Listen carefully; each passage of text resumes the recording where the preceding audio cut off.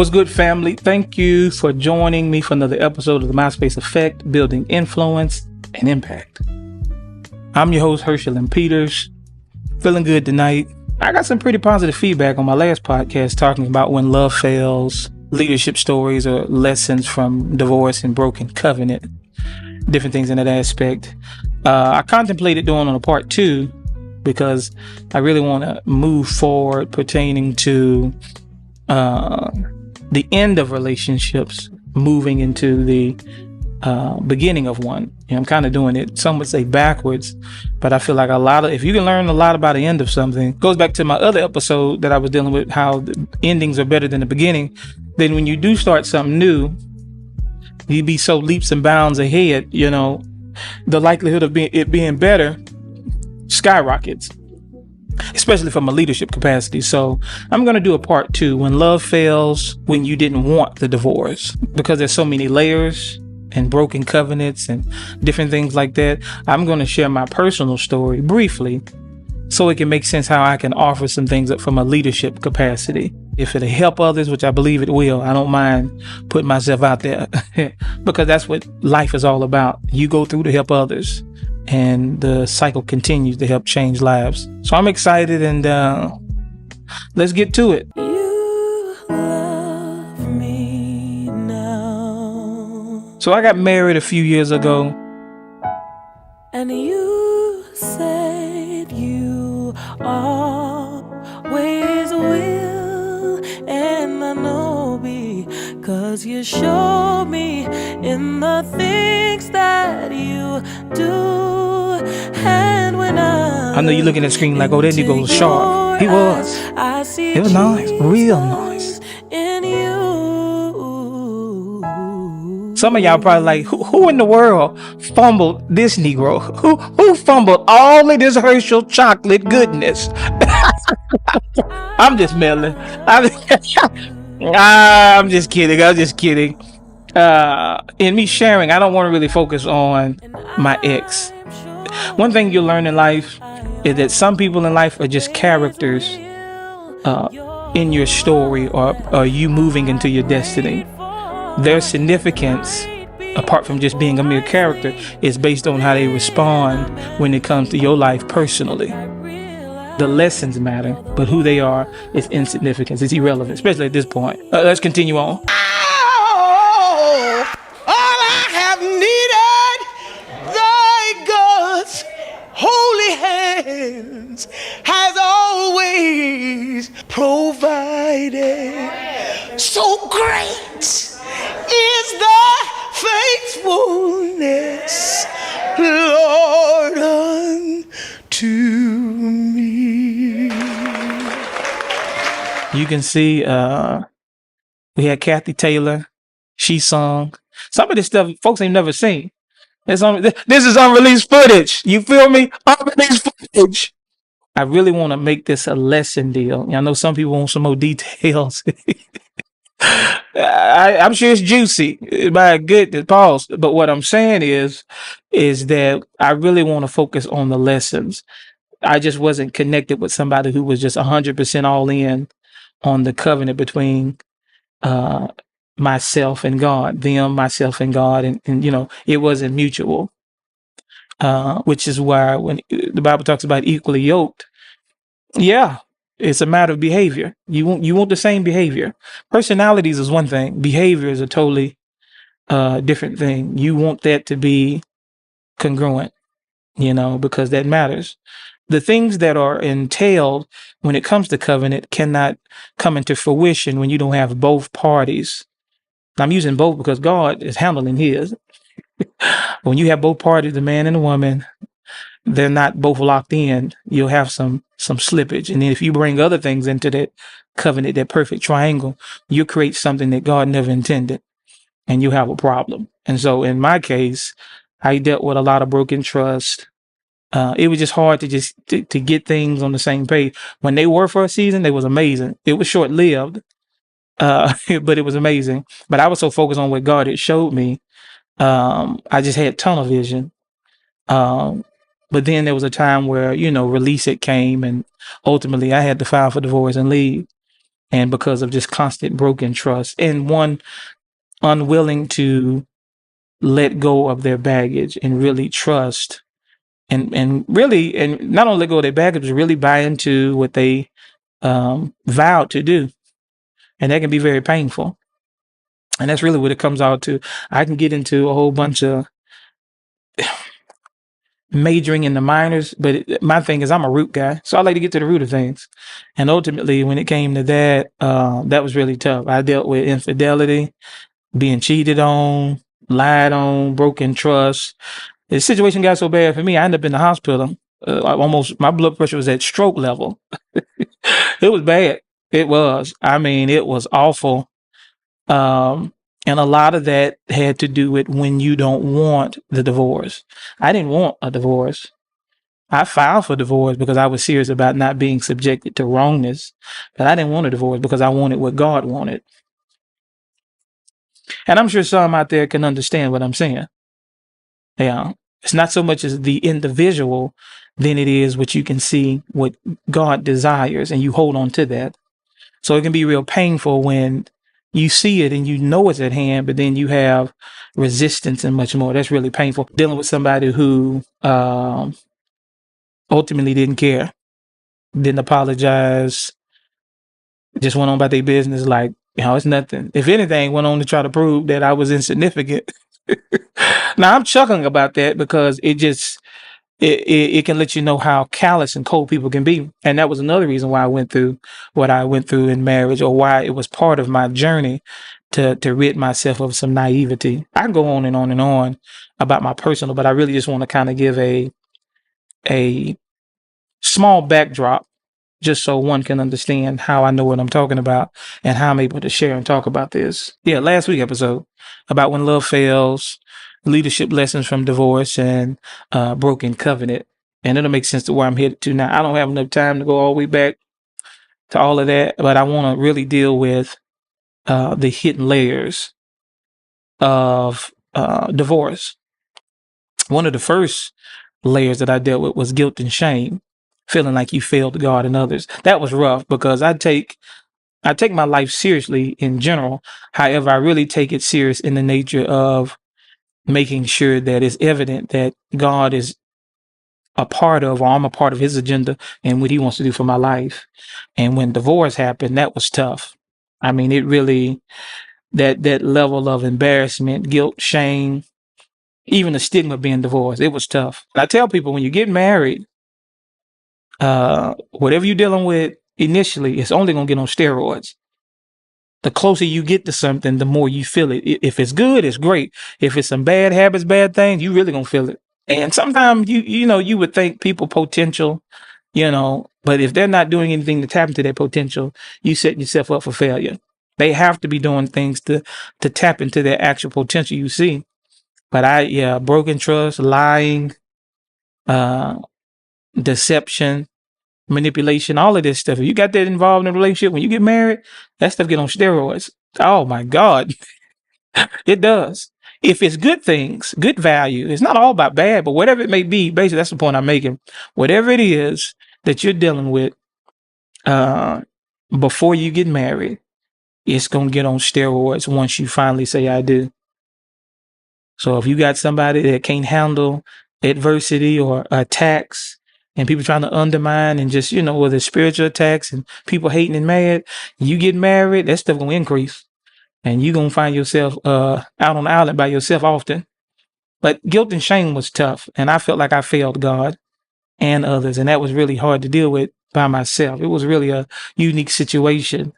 And then embarrassment, that stigma of just actually being divorced. That's tough too. I was really dealing with that. Another aspect of a layer of divorce is grief and darkness. You enter that lonely, depressing place. I was there for a while. Actually, that's really what led to me going to the hospital and having, one would say, an anxiety attack, panic attack, because I was already hurt when we separated. And then come to find out you was just cheating on me and sleeping around like nobody business. That, not only led to a broken heart, but already being in a hard place like that, that dark place, oh man, that was it. I couldn't figure out what it was at the time because again, I didn't want divorce. I wanted things to be right, not in a ideal fashion, but things when it's congruent, it would have been right, But that was my desire because I wanted what God wanted. Then there's other areas where you have to put a mask on. You have to pretend to be okay while breaking inside. Another layer of hidden layer of divorce is the impact on kids. There's a ripple effect from a broken family. My ex had a daughter. I don't have any children, but she had a daughter and we were like family. However, when we separated, her daughter heard her talk about me like a dog real bad. And one time I had to go pick up a phone from my ex mother-in-law because my thing is that I'm not gonna be paying these bills and doing all this stuff, and you out sleeping around, and I'm being candid tonight. I'm not giving my stuff back. So when I seen her daughter, I was happy to see her, but I was hurt when she was just like, "Oh, you've been a bad boy." But just the brokenness in the sense of when we tried to reconcile and we met up because so many lies and things were told, even to the child's father, it was just a disconnect. And that hurt me because I really cared. But it was too far gone. And that was really, really sad. And so I can understand in a sense that ripple effect of broken families. I can. Here's a nugget when it comes to reconciliation. Reconciliation revolves around, first of all, the whole purpose of it is to turn bitter and make it sweet. Another component of it, the only way it'll work is you need time and then you need maturity, change.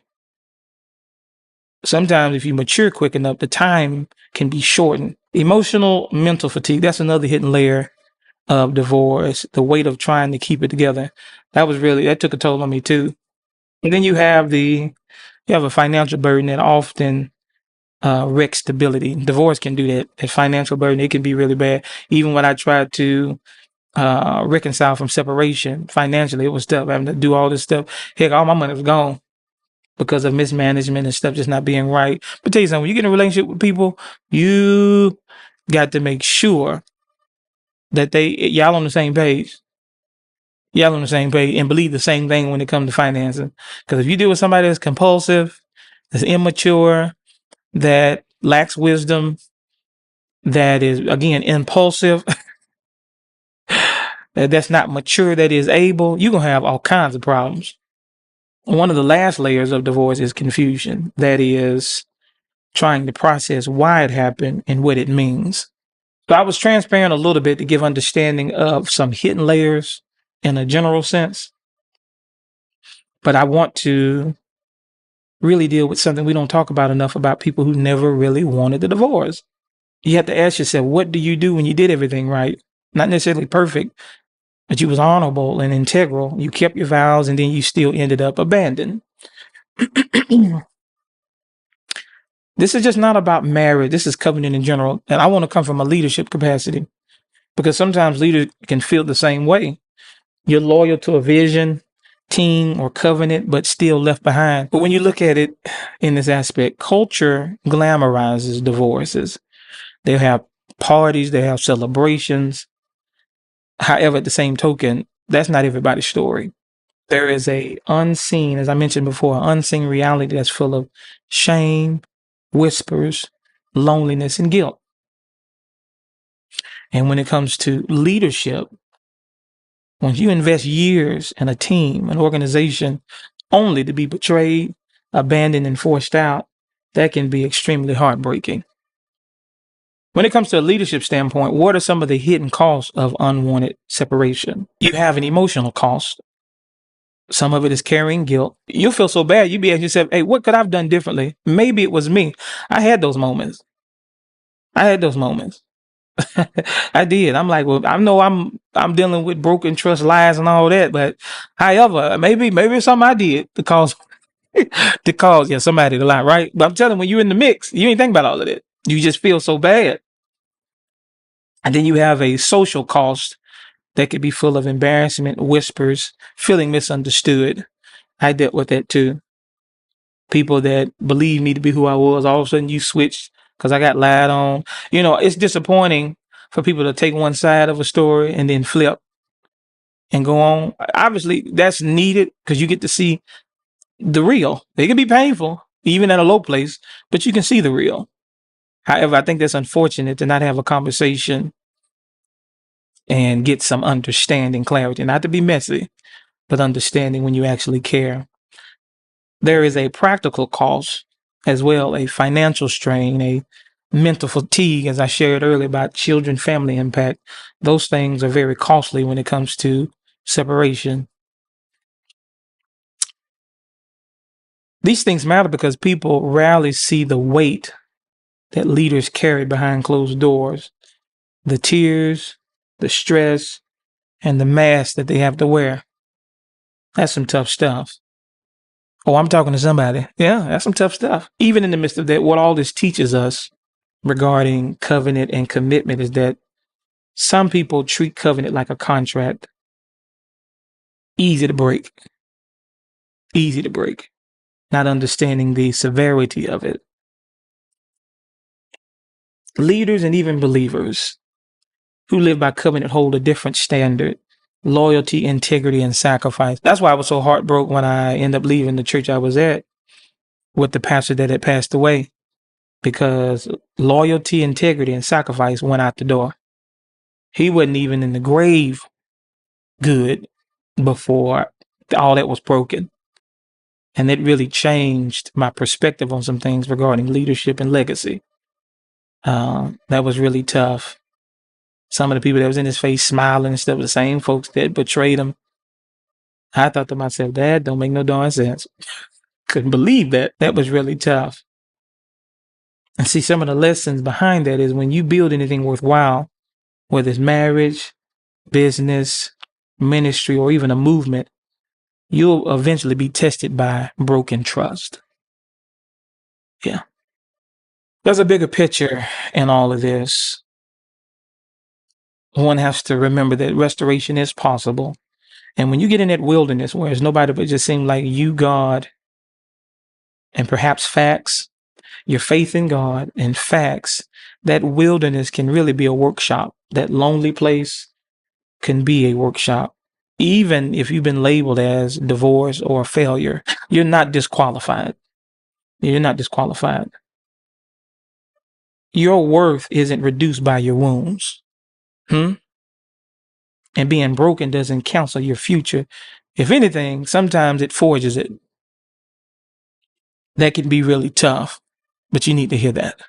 Some of y'all out there listening to this, still broken. Now, dealing with this can be a touchy subject. I understand, because it's circling around wounds and much more. Why am I saying that?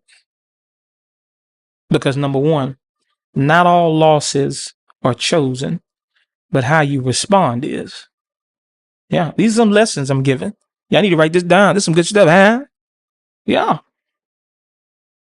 Number two, faithfulness isn't proven when things are easy.